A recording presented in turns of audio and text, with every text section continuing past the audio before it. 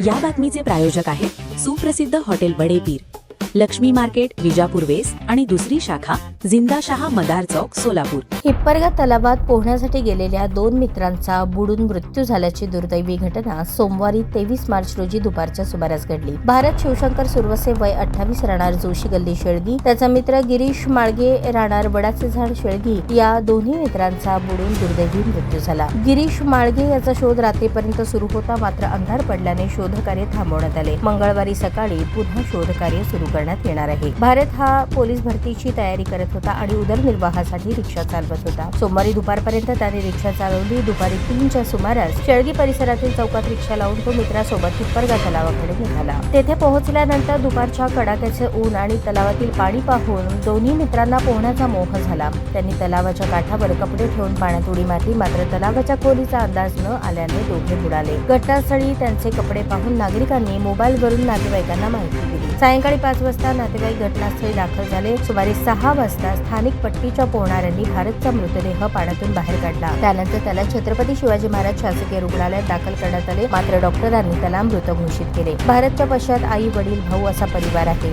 घरची आर्थिक परिस्थिती हलाखीची असून वडील यार्डात भाजी विक्रीचे काम करतात. विशेष म्हणजे भारतचे लग्न पुढील महिन्यात ठरले होते. या घटनेने परिसरात शोककळा पसरली आहे. दुसरा मित्र गिरीश माळगे याचे कपडे देखील घटनास्थळी सापडले असून त्याचा शोध सुरू आहे. गिरीशच्या पश्चात भाऊ असल्याची माहिती नातेवाईकांनी दिली. पोलिसांनी घटनेचा पुढील तपास सुरू केला आहे.